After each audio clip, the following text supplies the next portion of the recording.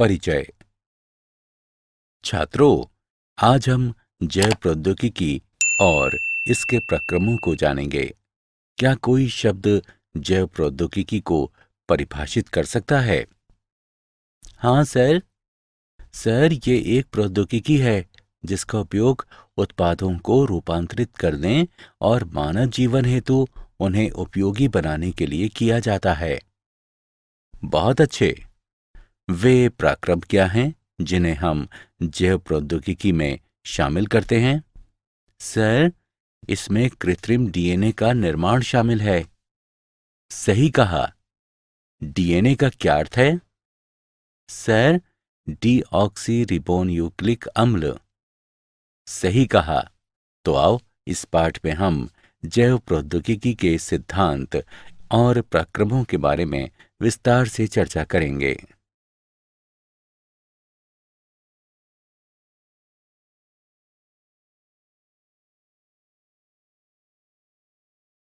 उद्देश्य। इस पाठ के अंत में आप निम्न करने में सक्षम हो जाएंगे: जैव प्रौद्योगिकी के सिद्धांतों का वर्णन करना, एक कृत्रिम पुनर्योगज डीएनए अणु के निर्माण का वर्णन करना, पुनर्योगज डीएनए प्रौद्योगिकी के साधनों का वर्णन करना, डीएनए खंड के पृथक्करण एवं विलयन की चर्चा करना, क्लोनिंग संवाहक का वर्णन करना, पुनर्योगज डीएनए प्रौद्योगिकी के प्रक्रमों का वर्णन करना। जैव प्रौद्योगिकी के सिद्धांत। जैव प्रौद्योगिकी एक तकनीक है जिसमें उत्पादों को बनाने या रूपांतरित करने, पौधों या जंतुओं में सुधार करने के लिए या विशिष्ट उपयोग हेतु सूक्ष्म जीवों का विकास करने के लिए जीवों का उपयोग किया जाता है। आधुनिक जैव प्रौद्योगिकी के विकास में निम्न दो तकनीकों का योगदान है: आनुवंशिक इंजीनियरिंग, आनुवंशिक पदार्थ की प्रकृति को बदलने की तकनीक, और या आनुवंशिक पदार्थ को अन्य परपोषी जीवों में प्रवेश कराकर इसके समलक्षणी में परिवर्तन करना। जैव प्रौद्योगिकी उत्पादों के निर्माण के लिए रोगाणु रहित दशाओं में केवल वांछित सूक्ष्मों या कोशिकाओं की अधिक संख्या में वृद्धि और गुणन को सुगम बनाने की तकनीक।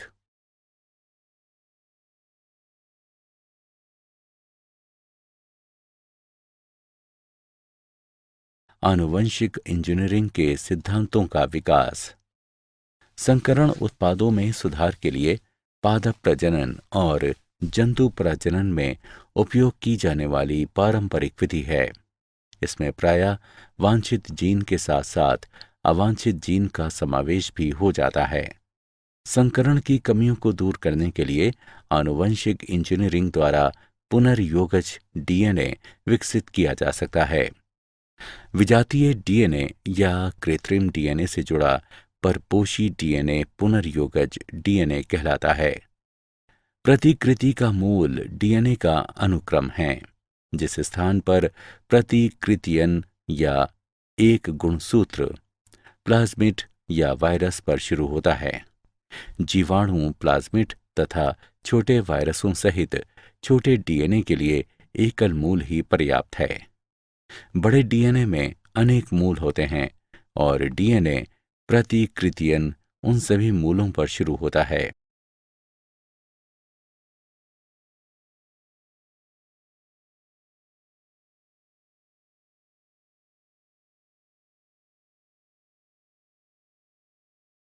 कृत्रिम पुनर्योगज डीएनए अणु का निर्माण। जब विजातीय डीएनए प्रतिकृति के मूल से जुड़ा होता है तो परपोषी जीव में डीएनए प्रतिकृति एवं गुणित हो सकते हैं। ये डीएनए क्लोनिंग कहलाता है। कृत्रिम पुनर्योगज डीएनए का निर्माण। प्लाज्मिड अतिरिक्त गुणसूत्र डीएनए हैं जो एक जीवाणु से दूसरे जीवाणु तक जीन या डीएनए स्थानांतरित कर सकते हैं। वे साल्मोनेला टाइफीमोरियम के प्लाज्मिड से प्रतिजैविक प्रतिरोधी जीन को प्रतिबंधन एंजाइम्स द्वारा काटकर अलग करते हैं। पृथक जीन डीएनए लिगेज एंजाइम द्वारा प्लाज्मिड से जुड़ा हुआ था। ये पुनर्योगिज डीएनए पात्रे बनाता है जो प्रयोगशाला की दशाएं हैं। इस पुनर्योगज डीएनए को साल्मोनेला से काफी मिलते जुलते इशारिकिया कोलाई जीवाणु में स्थानांतरित किया जाता है। प्रतिजैविक प्रतिरोधी जीन ई कोलाई में प्रतिकृति बना सकते हैं और बहुप्रतियां बनती हैं। ये जीन क्लोनिंग कहलाता है। जीव के आनुवंशिक रूपांतर में निम्न चरण होते हैं। वांछित जीन युक्त डीएनए की पहचान, चिन्हित जीन का परपोषी में स्थानांतरण, स्थानांतरित डीएनए को परपोषी में सुरक्षित रखना तथा उसकी संतति में स्थानांतरित करना। पुनर्योगज डीएनए तकनीक के साधन। प्रतिबंधन एंजाइम। प्रतिबंधन एंजाइम न्यूक्लिएजेस कहलाने वाले एंजाइमों के वर्ग में आते हैं। ये एंजाइम डीएनए द्विकुंडलिनी को विशिष्ट अनुक्रम पर काट सकते हैं। ये दो प्रकार के होते हैं, एक्सोन्यूक्लिएज, एंडोन्यूक्लिएज। एक्सोन्यूक्लिएज ये एंजाइम डीएनए के सिरों से न्यूक्लियोटाइड को अलग करते हैं। एंडोन्यूक्लिएज ये डीएनए के भीतर विशिष्ट स्थलों पर काटते हैं। ये एंजाइम डीएनए में पैलिंड्रोमिक न्यूक्लियोटाइड अनुक्रम कहलाने वाले विशिष्ट अनुक्रमों की पहचान करते हैं। पैलिंड्रोमिक न्यूक्लियोटाइड अनुक्रम ये क्षार युग्म का अनुक्रम है जो पढ़ने के अभिविन्यास को समान रखने वाले दोनों लड़ियों में एक जैसा पढ़ा जाता है। निम्न अनुक्रमों को 5 प्राइम से 3 प्राइम दिशा में या 3 प्राइम से 5 प्राइम की दिशा में पढ़ने पर दोनों लड़ियों में एक जैसा पढ़ा जाता है। 5 prime GAATTC 3 prime, 3 prime CTTAAG 5 prime. प्रथम प्रतिबंधन एंडोन्यूक्लिएज हिंड 2 था।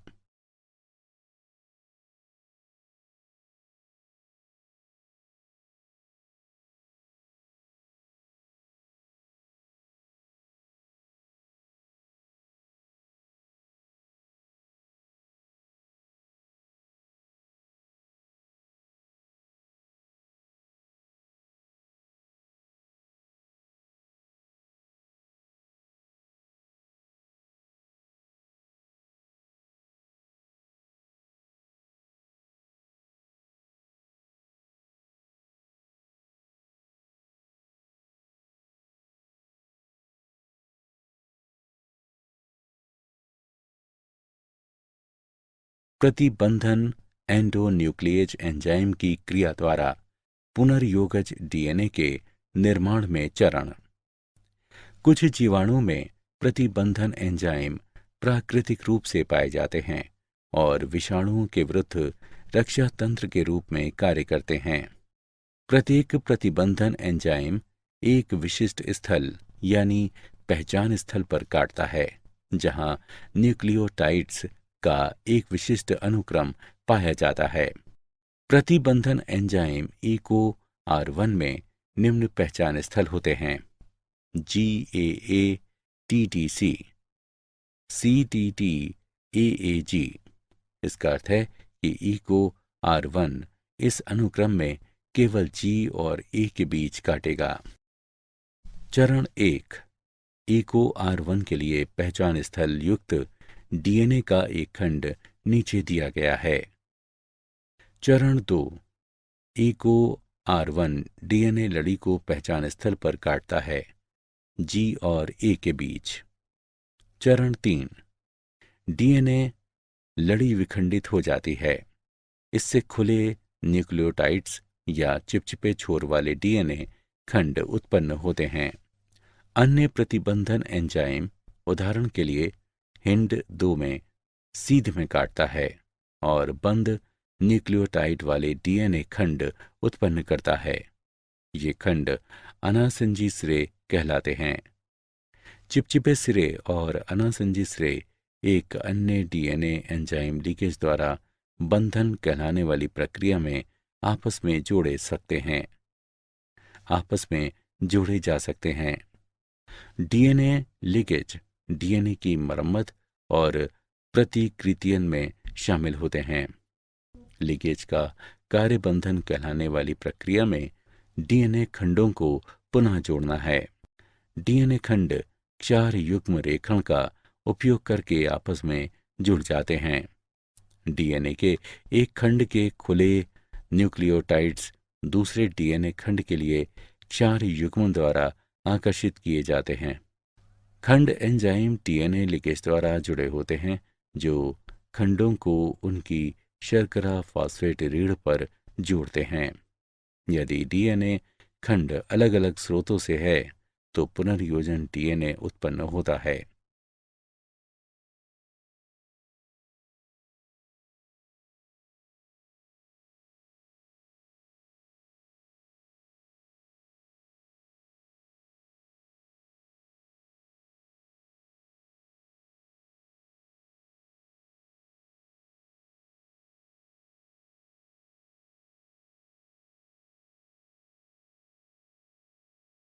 डीएनए का उत्पादन। पुनर्योगज डीएनए का उत्पादन प्रतिबंधन एंजाइम ईको की क्रिया के परिणाम स्वरूप होता है और बंधन को निम्नलिखित आरेख में दर्शाया गया है। एंजाइम दोनों डीएनए को समान आमाप पर काटता है। उसके बाद दोनों डीएनए खंडों को चिपचिपे सिरों पर जोड़ा जा सकता है और इसके फलस्वरूप पुनर्योगज डीएनए बनता है।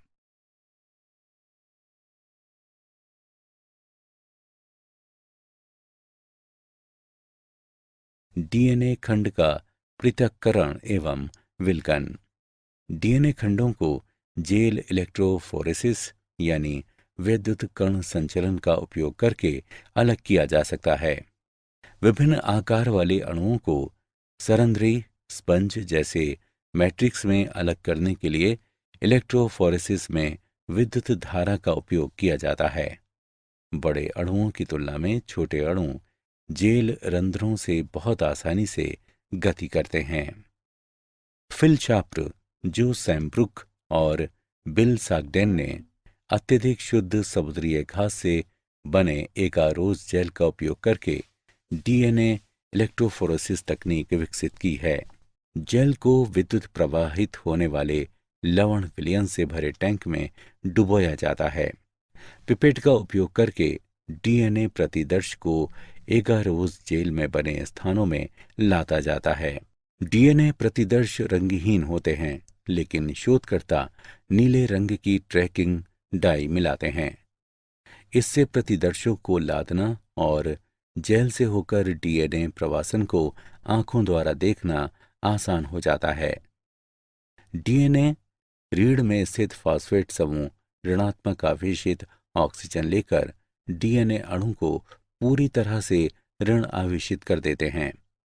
विद्युत धारा में ऋणात्मक आवेशित डीएनए इलेक्ट्रोफोरेसिस कक्ष के धनात्मक ध्रुव की ओर चले जाते हैं। डीएनए अणु एगारोज मैट्रिक्स के रंध्रों की रेप्टेशन रेप्टाइल जैसे सप्र की तरह की क्रिया द्वारा जेल से होकर स्थानांतरित होते हैं। दिए गए समय में छोटे डीएनए खंड बड़े खंडों की तुलना में तेजी से गति करते हैं और अधिक दूर तक जाते हैं। इस तरह डीएनए खंड एक एगारोज जेल में आमाप अनुसार अलग अलग किए जा सकते हैं।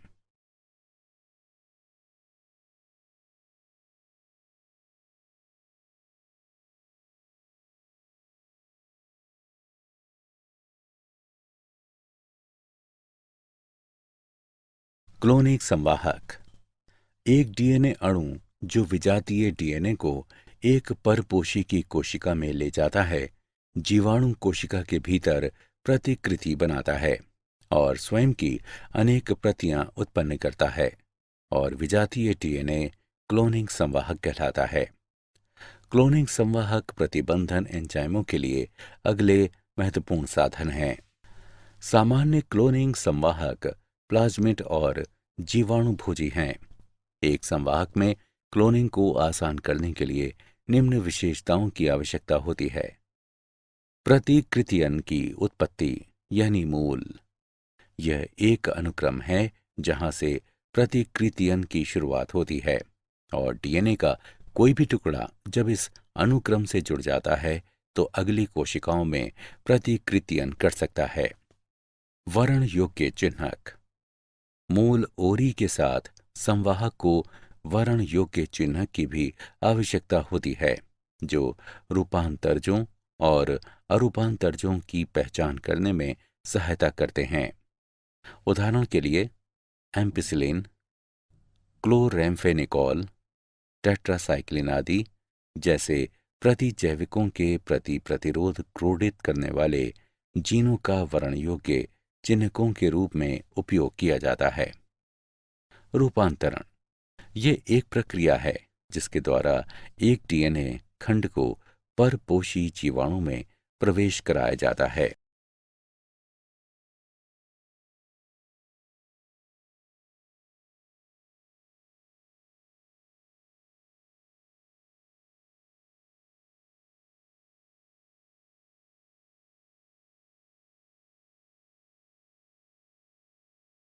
क्लोनिंग संवाहक। क्लोनिंग स्थल ये वे स्थल हैं जहां पर विजातीय डीएनए जुड़ता है। निवेशी निष्क्रियता। प्रतिजैविक प्रतिरोधी जीन का उपयोग करके पुनर्योगजों का चयन करना एक जटिल प्रक्रिया है, इसलिए एक वैकल्पिक विधि विकसित की गई है। इसमें रूपांतरजों, पुनर्योगजों और अपुनर्योगजों की पहचान क्रियाधार की उपस्थिति में रंग उत्पन्न करने की उनकी क्षमता के आधार पर की जाती है। इसमें एक पुनर्योगज डीएनए को ए ग्लैक्टोसाइजिस एंजाइम के अनुक्रम में प्रवेश कराया जाता है, जिसके फलस्वरूप एंजाइम निष्क्रिय हो जाते हैं और इसे निवेशी निष्क्रियता कहते हैं। इसलिए इस प्रकार के जीवाणु द्वारा नीला रंग नहीं प्रदान किया जाएगा। अपुनर्योगज नीला रंग प्रदान करेंगे। पौधों व जंतुओं में जीन क्लोनिंग हेतु संवाहक। जीनों को स्थानांतरित करने के लिए कुछ जीवाणु और वायरस का उपयोग किया जाता है। उदाहरण के लिए अनेक द्विबीजपत्री पौधों पर पाया जाने वाला रोगजनक एग्रोबैक्टीरियम ट्यूमीफेशियंस टी डीएनए कहलाने वाले डीएनए का खंड स्थानांतरित करता है और पौधों की कोशिकाओं को ट्यूमर अर्बुद में रूपांतरित कर देता है और अर्बुद कोशिकाएं रोगजनक के लिए जरूरी रसायनों का उत्पादन करती हैं। अब इस जीवाणु के टीआई प्लाज्मिड का उपयोग अपनी अभिरुचि के जीन को अनेक पौधों में स्थानांतरित करने के लिए किया जा सकता है। जंतुओं में पश्च विषाणु परपोषी कोशिकाओं को संबंधित कोशिकाओं में रूपांतरित करने के लिए अपने डीएनए को परपोषी कोशिका में स्थानांतरित कर सकता है। इसलिए पश्च विषाणु का एक संवाहक के रूप में उपयोग किया जाता है यदि हानिकारक डीएनए को अभिरुचि के जीन द्वारा बदला जा सकता है। सक्षम आतिथेय यानी पुनर्योगज डीएनए के साथ रूपांतरण हेतु। डीएनए जलरागी अणु होते हैं, इसलिए इसे कोशिका झिल्ली से होकर गुजारने के लिए कोशिका को कैल्शियम जैसे द्विसंयोजन धनायन की विशिष्ट सांद्रता के साथ संसाधित किया जाता है। ऐसी कोशिकाओं को पहले पुनर्योगिज डीएनए के साथ बर्फ पर रखा जाता है, तब पुनर्योगिज डीएनए को उन कोशिकाओं में बलपूर्वक प्रवेश कराया जाता है। इसके बाद उन्हें थोड़े समय के लिए 42 डिग्री सेल्सियस पर रखा जाता है और पुनः इसे वापस बर्फ पर रखा जाता है। विजातीय डीएनए को प्रवेश कराने की अन्य विधियां सूक्ष्म अंतःक्षेपण और बायोलिस्टिक या जीन गन हैं। सूक्ष्म अंतःक्षेपण में डीएनए को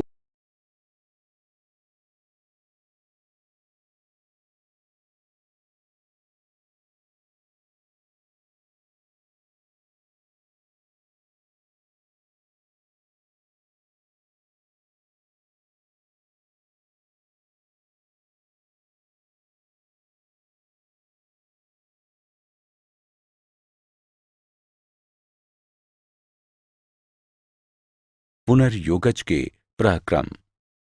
पुनर्योगज डीएनए तकनीक में अनेक चरण शामिल होते हैं, जैसे आनुवंशिक पदार्थ डीएनए का पृथक्करण, डीएनए को विशिष्ट स्थलों पर काटना, पीसीआर का उपयोग करके अभिरुचि के जीन का प्रवर्धन, परपोषी कोशिका या जीव में पुनर्योगज डीएनए का निवेशन, बाहरी जीन उत्पाद प्राप्त करना, अनुप्रवाह संसाधन, आनुवंशिक पदार्थ डीएनए का पृथक्करण, प्रतिबंधन एंजाइम की क्रिया के लिए डीएनए को शुद्ध रूप में प्राप्त किया जाना चाहिए।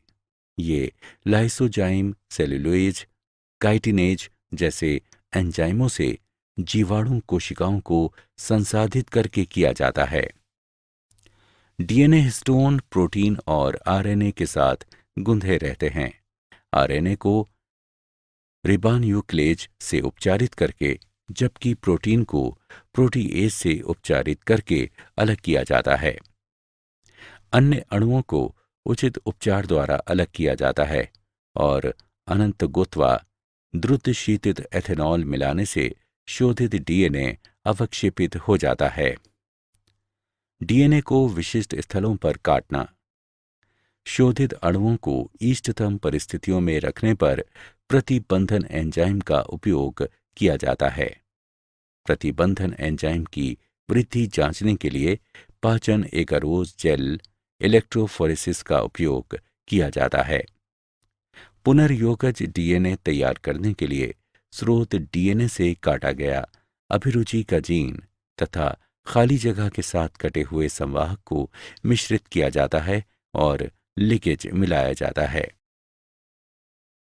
पुनर्योगज डीएनए प्रौद्योगिकी के प्रक्रम। पीसीआर का उपयोग करके अभिरुचि के जीन का प्रवर्धन। पॉलीमरेज श्रृंखला अभिक्रिया यानी पीसीआर विशिष्ट डीएनए अनुक्रमों का घातांकी प्रवर्धन प्रदान करती है। पीसीआर के लिए आवश्यक है डीएनए टेम्पलेट, कोई भी स्रोत जिसमें एक या अधिक लक्षित डीएनए अणु होते हैं प्रवर्धित किए जाते हैं। उपक्रमक समान G+C सामग्री के साथ साथ लगभग 10 से 18 न्यूक्लियोटाइड्स के रासायनिक संश्लेषित अल्प न्यूक्लियोटाइड का युग्म उपक्रमकों के रूप में कार्य करता है, जो एक दूसरे के प्रति सीधे डीएनए संश्लेषित करते हैं। एंजाइम सामान्य रूप से उपयोग किए जाने वाले दो एंजाइम हैं, टैग पॉलीमरेज और वेंट पॉलीमरेज। ये 95 डिग्री सेल्सियस पर 1 से 2 मिनट तक बचे रह सकते हैं। इस तकनीक में 3 चरण शामिल हैं। 1. विकृतीकरण, लक्षित डीएनए का गलन। द्विलड़ीय डीएनए से इसकी पूरक लड़ियों को पृथक करने के लिए उच्च तापमान यानी 15 सेकंड के लिए 95 डिग्री सेल्सियस का उपयोग करके इसे विकृत किया जाता है। डीएनए संश्लेषण के लिए प्रत्येक पृथक एक लड़ीय डीएनए टेम्पलेट के रूप में कार्य करता है। 2. उपक्रामक तापानुशीलन। विकृत डीएनए लड़ियों के लिए 2 अल्प न्यूक्लियोटाइड उपक्रमकों का तापानुशीलन अतिरिक्त उपक्रमक मिलाकर और 60 सेकंड के लिए लगभग 68 डिग्री सेल्सियस तापमान कम करके किया जा सकता है। उपक्रमक हाइड्रोजन बंध बनाते हैं जो डीएनए अनुक्रम के दोनों सिरों पर डीएनए का तापानुशीलन करता है। 3. उपक्रमकों का विस्तार, बहुलकीकरण। डीएनए पॉलीमरेज उपक्रमकों को बढ़ाने के लिए उपक्रमक की बहुलकीकरण प्रक्रिया की शुरुआत करता है, जिसके परिणामस्वरूप लक्षित डीएनए अनुक्रम की प्रतियों का संश्लेषण होता है। उपयोग किए जाने वाले 2 एंजाइम टैग पॉलीमरेज और वेंट पॉलीमरेज हैं। पुनर्योगज डीएनए प्रौद्योगिकी के प्रक्रम। परपोषी कोशिका या जीव में पुनर्योगज डीएनए का निवेशन। यदि पुनर्योगज डीएनए को जिसमें प्रतिजैविक एम्पिसिलिन प्रतिरोधी जीन स्थित होता है, ई कोलाई कोशिकाओं में स्थानांतरित किया जाता है, तो परपोषी कोशिका एम्पिसिलिन प्रतिरोधी कोशिकाओं में रूपांतरित हो जाती हैं। इस स्थिति में एम्पिसिलिन प्रतिरोधी जीन वर्ण योग्य चिन्ह कहलाता है। बाहरी जीन उत्पाद प्राप्त करना। विजातीय डीएनए जीन अभिव्यक्ति द्वारा वांछित प्रोटीन उत्पन्न करने के लिए प्रायः गुणित हो जाता है। जब प्रोटीन कूट लेखन जीन की किसी विषमजात परपोषी में जब प्रोटीन कूटलेखन जीन किसी विषमजात परपोषी में अभिव्यक्त होता है तो इसे पुनर्योगज प्रोटीन कहते हैं। अधिक मात्रा में उत्पादों को उत्पन्न करने के लिए 100 से 1000 लीटर आयतन वाले बायोरिएक्टर का उपयोग किया जाता है। बायोरिएक्टर वृद्धि परिस्थितियों यानी तापमान, पीएच, क्रियाधार, लवण, विटामिन, ऑक्सीजन का उपयोग करके वांछित उत्पाद प्राप्त करने के लिए अनुकूलतम परिस्थितियां प्रदान करता है। प्रायः विलोडन प्रकार के बायोरिएक्टर का उपयोग किया जाता है जो सामान्यतः बेलनाकार होते हैं या जिनके आधार घुमावदार होते हैं। विलोडक बायोरिएक्टर में ऑक्सीजन उपलब्धता व उसके मिश्रण का काम करते हैं। विकल्पतः हवा बुलबुले के रूप में बायोरिएक्टर में भेजी जा सकती है। एक बायोरिएक्टर में निम्न घटक होते हैं: एक प्रक्षोभक तंत्र, ऑक्सीजन प्रदाय तंत्र, झाग नियंत्रण तंत्र, तापक्रम नियंत्रण तंत्र, पीएच नियंत्रण तंत्र और प्रतिचयन प्रद्वार।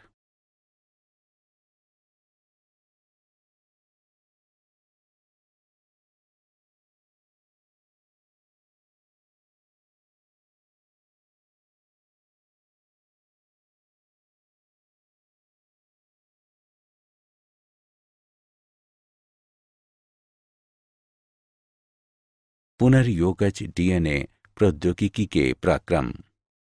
अनुप्रवाह संसाधन। इसमें पृथक्करण व शोधन शामिल है। इसे सामूहिक रूप से अनुप्रवाह संसाधन कहते हैं। औषधि के मामले में ऐसे संरूपण को चिकित्सीय परीक्षण से गुजारते हैं। अनुप्रवाह संसाधन प्रत्येक उत्पाद के लिए भिन्न भिन्न होता है।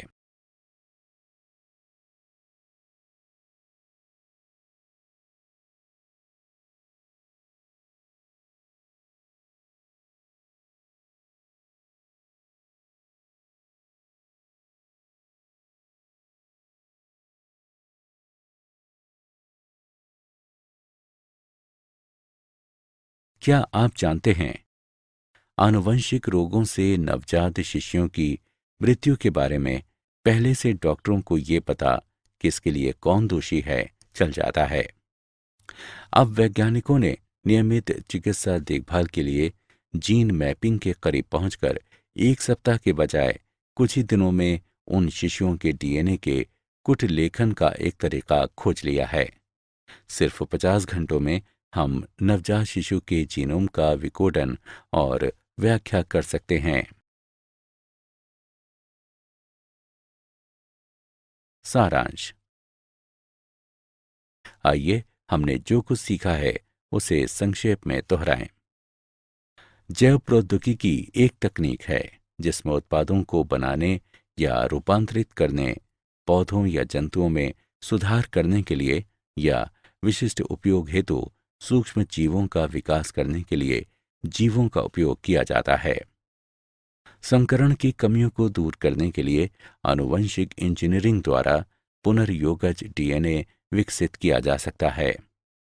जब विजातीय डीएनए प्रतिकृति के मूल से जुड़ा होता है तो परपोषी जीव में डीएनए प्रतिकृति व गुणित हो सकते हैं। ये डीएनए क्लोनिंग कहलाता है। प्रतिजैविक प्रतिरोधी जीन ई कोलाई में प्रतिकृति बना सकते हैं और बहुप्रतियां बनती हैं। ये जीन क्लोनिंग कहलाता है। प्रतिबंधन एंजाइम डीएनए द्विकुंडलिनी को विशिष्ट अनुक्रम पर काट सकते हैं। पुनर्योगज डीएनए प्रतिबंधन एंजाइम को पुनर्योगज डीएनए प्रतिबंधन एंजाइम EcoR1 और बंधन की क्रिया द्वारा उत्पन्न किए जा सकते हैं। डीएनए खंडों को जेल इलेक्ट्रोफोरेसिस यानी विद्युत कण संचलन का उपयोग करके अलग किया जा सकता है। एक डीएनए अणु जो विजातीय डीएनए को एक परपोषी की कोशिका में ले जाता है, जीवाणु कोशिका के भीतर प्रतिकृति बनाता है और स्वयं की अनेक प्रतियां उत्पन्न करता है और विजातीय डीएनए क्लोनिंग संवाहक कहलाता है। पुनर्योगज डीएनए तकनीक में अनेक चरण शामिल होते हैं। आनुवंशिक पदार्थ का पृथक्करण, आनुवंशिक पदार्थ यानी डीएनए का पृथक्करण, डीएनए को विशिष्ट स्थलों पर काटना, पीसीआर का उपयोग करके अभिरुचि के जीन का प्रवर्धन, परपोषी कोशिका जीव में पुनर्योगज डीएनए का निवेशन, बाहरी जीन उत्पाद प्राप्त करना, अनुप्रवाह संसाधन।